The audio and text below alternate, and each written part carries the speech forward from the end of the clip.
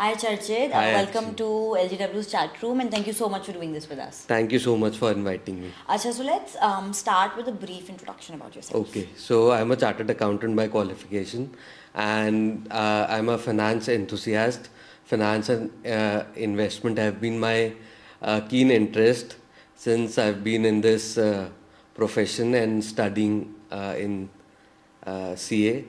So yeah, other than that, we consult our clients. We advise them how to invest, how to manage their finances, how to do financial planning basically. So yeah, that's what we do. So what inspired you to actually, get into this and be a financial consultant? So it's a short story. Basically, I lost my father in 2011 when I was studying, and we were very young. So because of his sudden demise, it took us almost 2 to 3 years to manage उनके क्या क्या investments है, कहाँ कहाँ है, what are his basically assets कहाँ कहाँ है, उसको कैसे रिट्रीव करना है.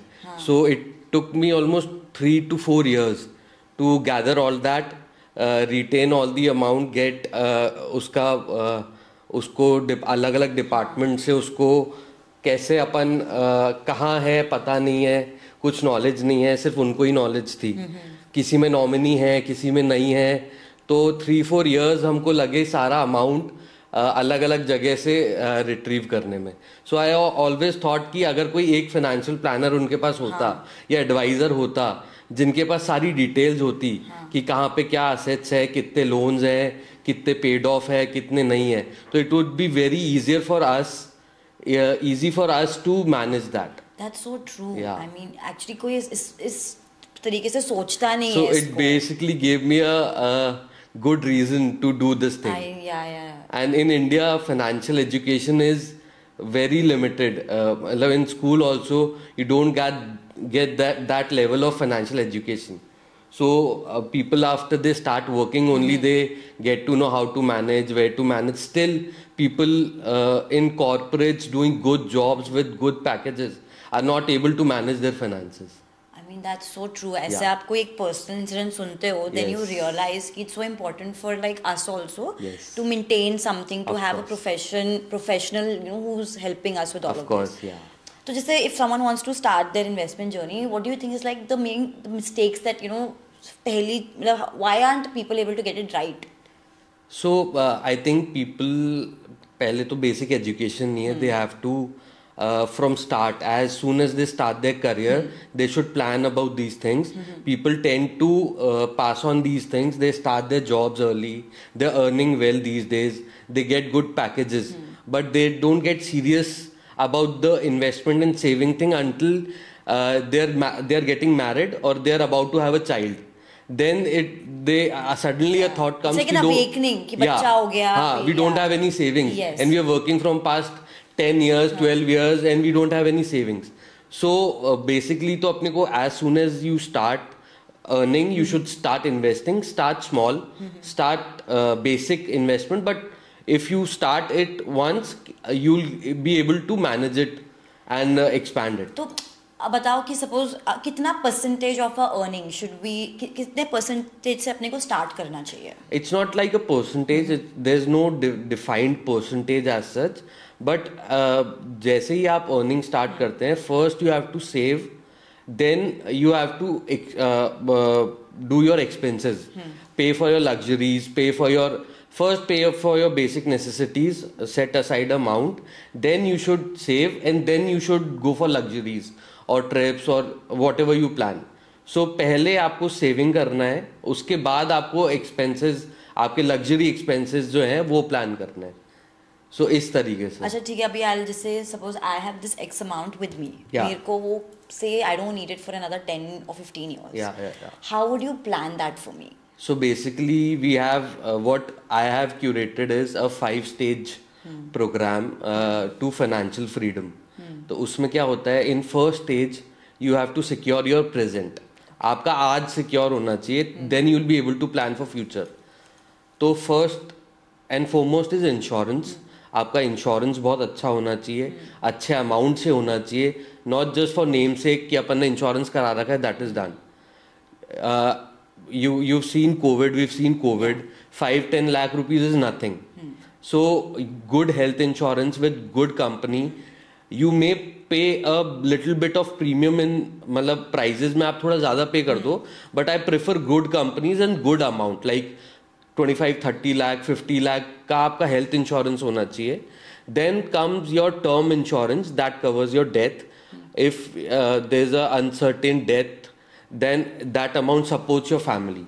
So that is covered in your present. Then it comes आपके tax saving हो रही है या नहीं, आप tax save कर पा रहे हैं या नहीं. So after health insurance, term insurance, it's your tax savings. Okay. So first invest for that. Then comes emergency fund. आपका 6 महीने का 3 महीने से 6 महीने का एक इमरजेंसी फंड आपके सेविंग में एज सेविंग्स या एज एफडी आपके लिक्विड हाथ में होना चाहिए कि जब भी रिक्वायरमेंट है we have that money. So this is stage 1. Then come stage 2 जहाँ पे आप फ्यूचर के लिए प्लान करते हो. हर इंसान के बेसिकली 3 रिक्वायरमेंट्स 3 गोल्स हैं ही हैं. मतलब एक तो रिटायरमेंट पे आपको पैसा चाहिए, अच्छा अमाउंट चाहिए. दूसरा आपके बच्चे की पढ़ाई के लिए आपको एक अच्छा अमाउंट चाहिए. तीसरा आपके बच्चे की शादी के लिए आपको एक marriage is a big expense in India, big. So ये 3 गोल हर इंसान के हैं. तो इन 3 गोल के हिसाब से एक सेविंग आप मंथली स्टार्ट करें, keeping these goals in mind with a vision of 20 years 30 years 40 years down the line. तो आप वो स्टार्ट करें. तो your present is secured stage 1, your future is secured stage 2. Then come stage 3 जहाँ पे आप assets create करते हो, मल्टीपल एसेट्स जो आपको other than your core business आपको मल्टीपल इनकम क्रिएट करके देती है या विद इन द टाइम अपने आप अप्रिशिएट होती है. इट्स लाइक इक्विटी के पोर्टफोलियोज हो गए and there are other options like REITs हो गया. तो there are multiple options like that. तो आपने एसेट्स क्रिएट कर ली जो आप काम नहीं कर रहे हो तो भी वो आपके लिए वैल्यू क्रिएट कर रही है. उसके बाद आती है मल्टीपल इनकम सोर्सेज आप कैसे खड़ी करें. तो जब आपके पास ये बैक एंड पे ये सब पोर्टफोलियो होगा तो you will be able to create multiple portfolios, multiple income sources which will support you if you are working or not. That gives you a financial freedom. Okay.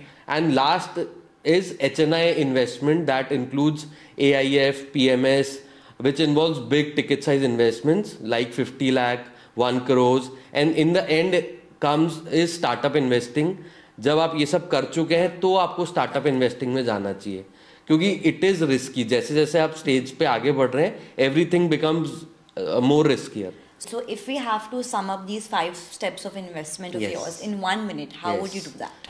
So I would sum up it like this: कि first secure your present, then secure your future, then create multiple assets, then create multiple income sources, and in final stage you can do HNI investments.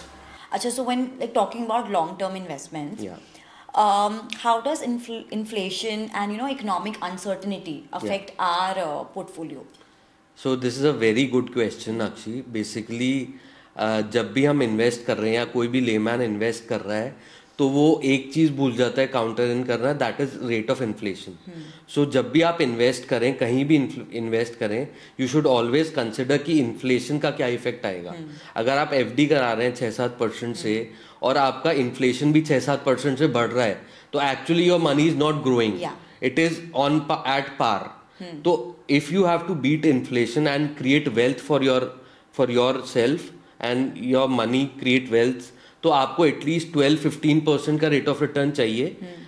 Then only you can beat inflation in the long run. So that is a very important point that needs to be checked. ठीक है. तो अगर जैसे you said कि 20 years 30 years अपन अपना पैसा भूल जाओ, so what would be the role of international market on the Indian market?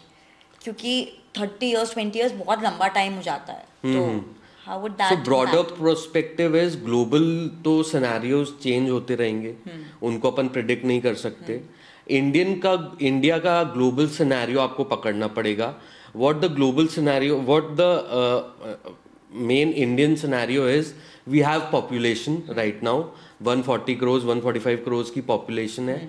Population means consumption.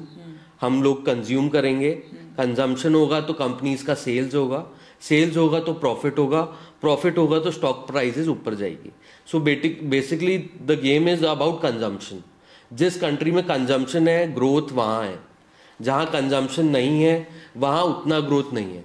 So we are in a very right phase of Indian stock market. I basically consider this as the stage 2, phase 2 basically. तो 86 में stock market start हुआ Sensex. 86 से 2016 it was phase 1 as I consider it, जहाँ पे लोगों को knowledge नहीं था, डेटा नहीं था, इतना एक्सपेंसेस नहीं थे. अब हमारे अपने मदर फादर ने बहुत लिमिटेड एक्सपेंस में सारे काम किए हैं. आज we are spending, we are going out, we are spending on cars, we are spending on houses, we are spending on interiors. So we are on stage 2. तो जितना खर्चा होगा उतना ज़्यादा अपना स्टॉक मार्केट और अच्छे से ऊपर जाएगा. So I consider this next 30, 40, 50 years down the line as phase 2, जहाँ पे we'll see a good growth. And फिर आता है फेज 3, जहाँ पे अपना यंग जनरेशन थोड़ा ओल्ड होएगा, थोड़ा कंजम्पशन कम होएगा. So that will be the third phase for our generation. For our generation, for right now I can. तो मूविंग ऑन, अभी जो करंट सिचुएशन है इंडियन स्टॉक मार्केट का, what is your take on that? अभी the situation is very good. Market is giving you opportunity to invest. हाँ, market down नहीं? हाँ down है, तो that is the opportunity to invest. Market down जाना is never bad. जब नीचे जाएगा तभी तो आप इन्वेस्ट करोगे, हमेशा ऊपर ही जाता है. There is no business in the world जो हमेशा ऊपर ही जाएगा. एवरी बिजनेस विल कम, कभी नीचे जाएगा कभी ऊपर जाएगा. तो when it comes down it is opportunity to invest. So you should consider this period as an opportunity to add funds in your portfolio. And what about कि I mean जो existing portfolio है उसका तो rate इतना नीचे जा रहा है, तो ऐसे में of course people do get a little worried, they get a little paranoid, तो a lot of people start selling off. Do you think that's a good way to take this? Again the thing is goal क्या है आपका. आप अपने goal को ध्यान में रखो. अगर आपका गोल अभी नहीं है तो आपको परेशान नहीं होना. जब मेरा गोल ही नेक्स्ट 20 इयर्स का है तो अभी मार्केट ऊपर नीचे हो डजंट मैटर. आपका पोर्टफोलियो नीचे जा रहा है एक बार का कोई प्रॉब्लम नहीं है, आप उसमें और फंड्स ऐड करो. जिनने कोविड में अपना एसआईपी या म्यूचुअल फंड इन्वेस्टमेंट या अपना पोर्टफोलियो कंटिन्यू रखा था, बंद नहीं किया था, वो लोग आज भी पॉजिटिव हैं. उनके रिटर्न्स आज भी पॉजिटिव हैं and better than any other options in the market. So according to you, FD or insurance, what's your take on insurance policies then? So basically insurance policy, as I told, हमको एक basic concept है, हमको insurance और investment कभी mix नहीं करना. We have to keep them separate. अगर आप इंश्योरेंस प्रोडक्ट ले रहे हो तो प्योर इन्वेस्टमेंट इंश्योरेंस प्रोडक्ट लीजिए, और आप इन्वेस्टमेंट कर रहे हैं तो प्योर इन्वेस्टमेंट प्रोडक्ट लीजिए. That will be very beneficial. एक तो आपको प्रीमियम कम देना पड़ेगा, आपका कवर बेटर मिलेगा आपको, और इन्वेस्टमेंट में आपको रिटर्न्स अच्छे मिलेंगे. क्योंकि जहाँ भी इन्वेस्टमेंट और इंश्योरेंस प्रोडक्ट मिक्स हो जाता है उसके चार्जेस हाई हो जाते हैं और आपको बेनिफिट कम मिलता है. सो उस तरीके से you should always keep your investment and insurance separate. एक और one thing I was keen on asking is कि अपना पोर्टफोलियो को how do we diversify it. कि ऑफ कोर्स रिस्क तो है इसके अंदर, बट अपन वो उसको कैसे डाइवर्सिफाई कर सकते हैं? सो डाइवर्सिफाई, अपने को हर चीज का अपना एक प्लस और माइनस होता है. एफडी में रेट कम है बट सिक्योरिटी पूरी रहती है, बैंक्स की रहती है up to 5 lakh. Mutual funds में थोड़ा शॉर्ट टर्म में it becomes risky. Less than 3 years में अगर आप उसको विड्रॉ करते हैं तो it might be risky, it can go negative. But 3 to 4 years down the line आपको हमेशा रिटर्न्स पॉजिटिव मिलेंगे. So you should always make a portfolio of different items. But जब आप स्टार्ट कर रहे हो, स्टार्ट विद म्यूचुअल फंड्स, उसका एक पोर्टफोलियो बनाइए. उसके बाद आप डिफरेंट, अगर आपके उसके बाद भी एक अमाउंट बचता है तो फिर आप डाइवर्सिफाई कीजिए. लाइक गोल्ड, थोड़ा गोल्ड में डाल दिया, थोड़ा सिल्वर में डाल दिया, थोड़ा अपन ने शेयर्स का पोर्टफोलियो बना लिया. तो इस तरीके से डाइवर्सिफाई कर सकते हैं. ओके, अभी जैसे यू जस्ट मेंशन बैंक्स, तो why should someone not go to the bank and seek help from a financial adviser? Yes, so major challenges with banks are कि एक तो they promote their products only, they will offer you their products only, they'll not offer you market में कोई और अच्छा product है तो वो आपको offer नहीं करते हैं, they'll offer you their products plus उनका जो relationship manager है या जो staff है जो employee है वो उसका एक टारगेट है, उसको एक टारगेट अचीव करना है, उसको एक गोल मिला हुआ है, एक टारगेट लिमिट सेट है, उसको मंथली एक टारगेट कंप्लीट करना है तो वो आपको कुछ भी सेल करके चला जाएगा and he changes his company and you will not be able to tap the person कि यार ये मैंने इन्वेस्ट किया था, इसका क्या हुआ क्या नहीं हुआ down the line 5 years 6 years 7 years down the line. So वो एक बहुत बड़ा चैलेंज है जो लोग फेस करते हैं कि यार बैंक वाले आते हैं वो हमको दे तो जाते हैं बट बाद में हम उसको टैप ही नहीं कर सकते और बाद में पता लगता है that product was not useful not worth it. तो ये एक मेजर चैलेंज बैंक्स के साथ आता है. That's very true. Moving on ना, do you have any like how would you kind of suggest people कि वो एक अच्छी saving habit कैसे maintain कर सकते हैं?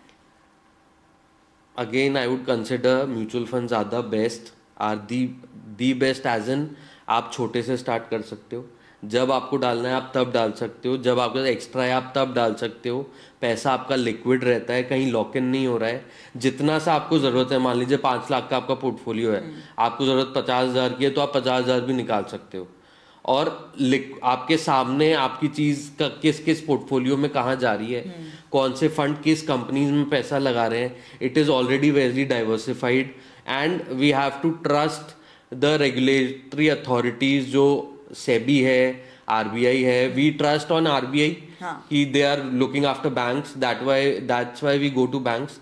We trust on our judicial system, we trust on our police, that's why we go and roam around. So we have to keep trust on faith on SEBI also कि they are overlooking on every step कौन fund house क्या कर रहा है क्या नहीं कर रहा है. उनका बहुत हैवी पेनल्टीज हैवी चार्जेस रहते हैं. So fund houses can barely मतलब 100 में से 1-2 अगर गलत निकल गए तो इसका मतलब ये नहीं होता कि market is wrong and that risk is in every business. आज अपन रियल एस्टेट में इन्वेस्ट करते हैं तो हर रियल एस्टेट में फायदा थोड़ी ना होता है, कई जगह आपका अमाउंट फंसा हुआ है, कई जगह लोगों के सालों से केसेस चल रहे हैं बट रियल एस्टेट बुरा नहीं हो जाता ना एक डील की वजह से. Same applies to mutual funds shares also कि एक आध कोई फंड हाउस अगर गलत निकल गया तो सब तो गलत नहीं हो सकते. So that's the concept. Exactly. Trust is like main thing. Yeah. Yes. Just trust and go with yes, it. Yes. And I think that's when your role also comes in. Of course. कि you, मतलब an advisor will not give you कि आप इसमें या उसमें करो. हाँ. Guide you in the right direction. Advisor का कोई personal benefit कोई product से नहीं है, कोई company से नहीं है कि मेरे को टाटा का ही देना है या I'll advise you as per your age, your risk taking capability. कितना फंड है आपके पास, आपकी ऑलरेडी आपके इन्वेस्टमेंट्स कहाँ कहाँ हैं. अगर आपने रियल एस्टेट ऑलरेडी बहुत इन्वेस्ट कर रखा है तो I suggest you avoid real estate, now invest in this. If you over invested in equities I suggest you कि आप इक्विटी आपके पास अच्छा पोर्टफोलियो है, बाय सम गोल्ड और बाय सम सिल्वर, क्योंकि हर प्रोडक्ट का हर इन्वेस्टमेंट ऑप्शन का अपना एक साइकिल आता है, अपना एक पीरियड आता है. कभी मार्केट नहीं चलता है 2-3 साल तो गोल्ड सिल्वर अच्छा चलता है, कभी गोल्ड सिल्वर नहीं चल रहा है तो मार्केट चलता है. तो हर इन्वेस्टमेंट ऑप्शन का अपना एक साइकिल आता है. वही बोलते हैं ना, don't keep all your eggs in one basket. या of course you have to create a portfolio of different investment options. या टेक्नोलॉजी इज वन थिंग जो हर एक सेक्टर में कुछ एवोल्यूशन लेके आई है. Yes. So what do you think how technology has changed the way people manage there finances? Technology is going very great, मतलब eight great pace. Apps जो आ रही हैं, जो डेटा अपने को मिल रहा है, that is because of technology and I think it has a great role in coming times. But still आप टेक्नोलॉजी से काम करें but still you should have a adviser, a human person. मतलब प्लेटफॉर्म्स तो पहले भी थे, ब्रोकरेज हाउसेस पहले भी थे, बट खुद से ही अगर कर लेते सब तो अब तक क्यों नहीं कर पाते. सो एप्स भी जो हैं आज, जो भी एप्स है, करना तो आपको खुद से ही है. एंड चैलेंजेस कि आप जब आप जॉब में होते हो या आप कोई बिजनेस में होते हो तो आप 7 days दे सकते हो, 10 days दे सकते हो रिसर्च में, but over the long time फिर आप अपने ही काम में बिजी रहते हो, आप उसको देख नहीं पाते. And I think investment and portfolio management एक कांस्टेंट आपका टाइम मांगता है, रेगुलर बेसिस पे वॉच मांगता है, कब मार्केट क्या फ्लक्चुएट हो रहा है, कब आपको स्विच करना है. तो उसके लिए एक एडवाइजर विल ऑलवेज हेल्प कि he'll give you a call, he'll advise you, he'll give you a message कि अभी markets are down, you should invest, या ये नया अच्छा प्रोडक्ट आया है आपके लिए, ये अच्छा है. तो एक वो आपको एक एडवाइस और एडिशनल दे सकता है. Technology is not bad, but completely उस पर रिलाई करना आई डोंट थिंक अभी उस स्टेज पे हैं. तो you should always have a second opinion, a person who has the knowledge about finance, knows the products, knows the nitty-gritties of the product, क्या cost involve है, क्या hidden charges involve है. कई फाइनेंशियल प्रोडक्ट्स में बहुत hidden charges involve होते हैं जो रिटेल इन्वेस्टर जज नहीं कर पाता. सो उसके लिए यू नीड अ एडवाइजर कि हाँ यार इसमें ये चार्जेस एक्स्ट्रा लग रहे हैं जो हमको अपफ्रंट नहीं दिख रहे हैं. So basically technology is there to assist, not to replace. For now, as far as I can say. तो नहीं forever, I think नहीं तो. I don't know future में और क्या नया आ रहा है, AI क्या नया ला रहा है, किस लेवल पे एडवाइजिंग होगी. मैं I am not that techno freak या not that advanced, but you never know क्या नया आता है. I can not say, but for now I think एक एडवाइजर आप साथ में रखें.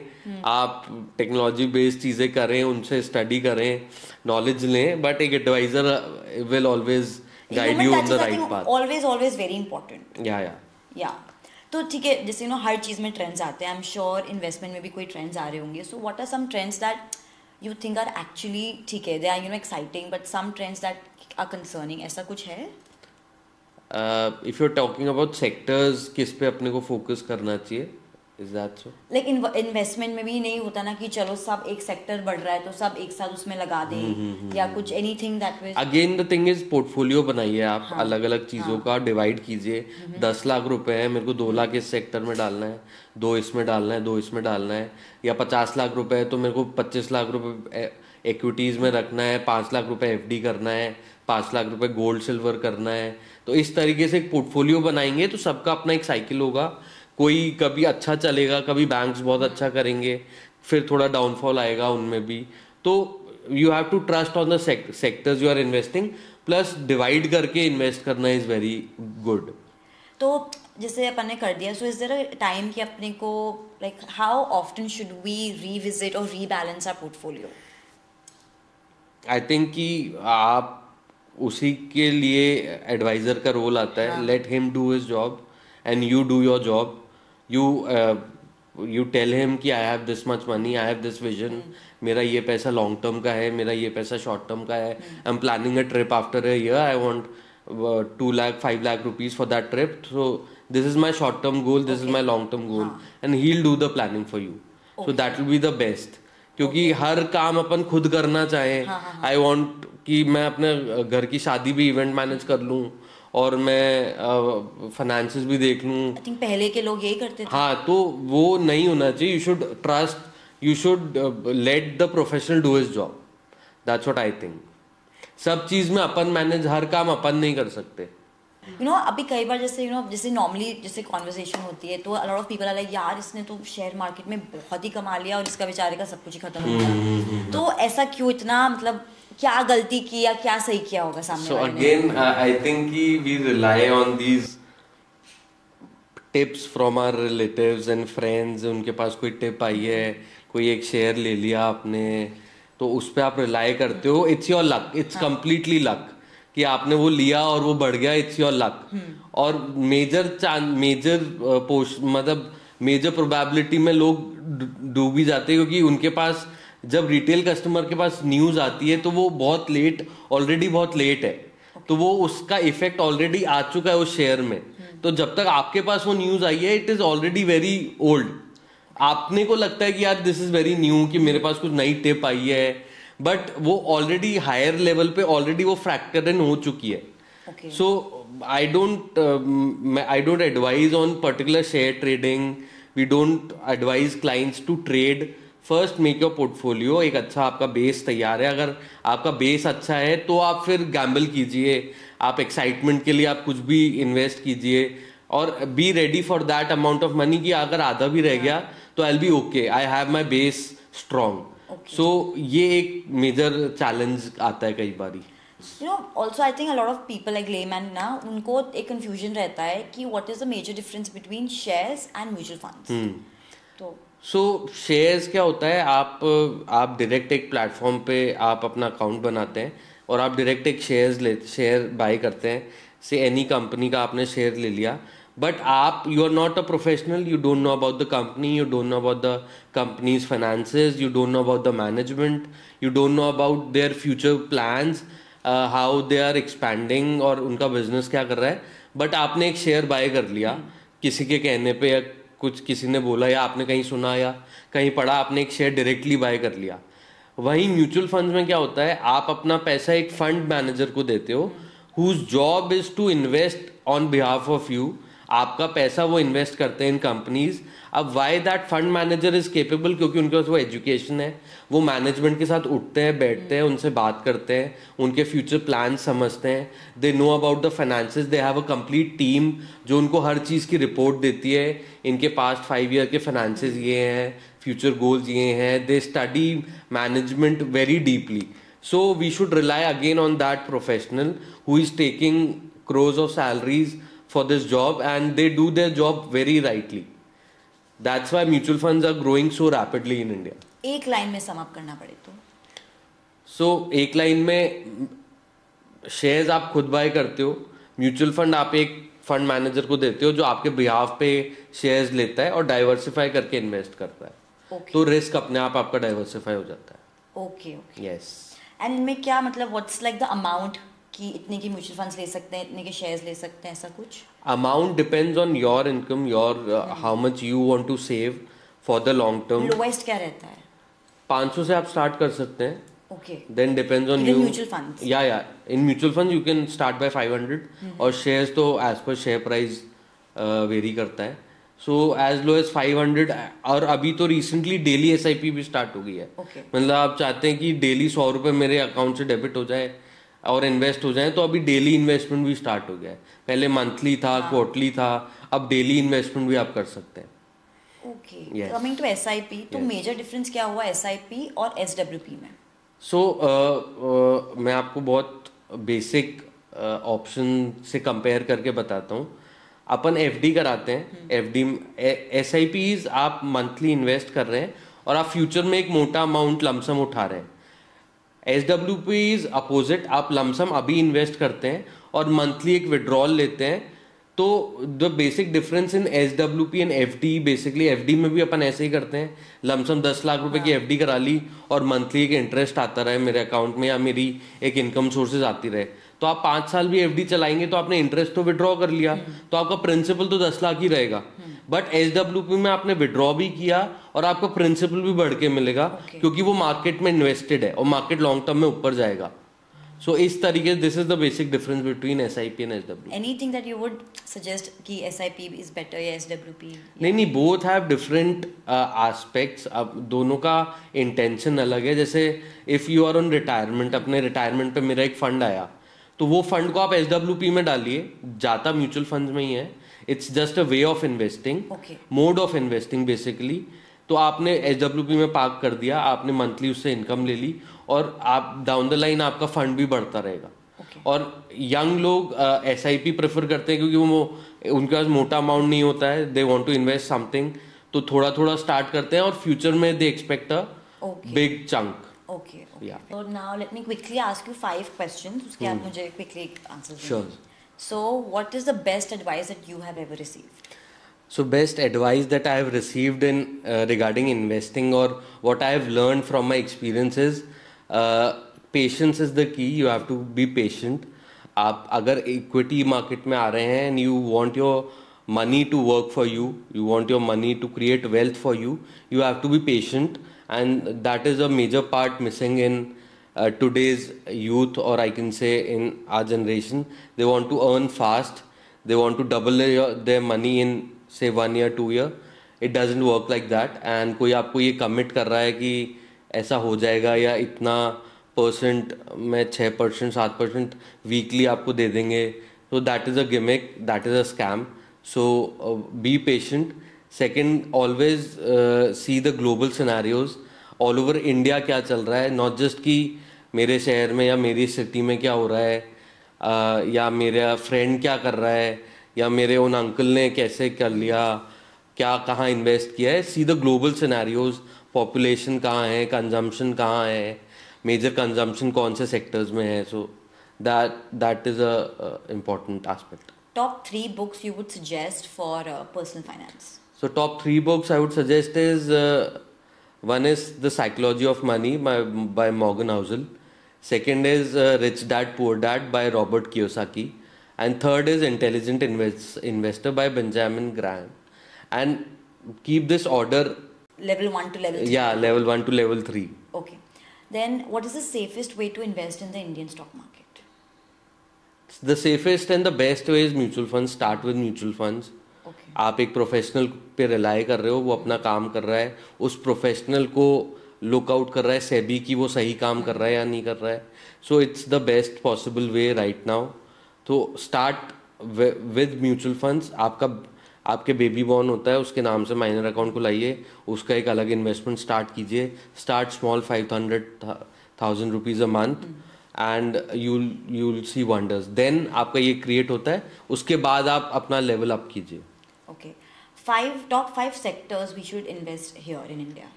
Top 5 sectors which I consider is AI or I can say IT.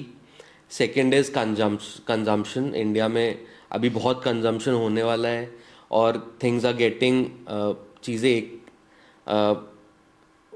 On papers आ रही हैं. People are paying through online apps, so everything is getting on books, in accounts. So consumption is there.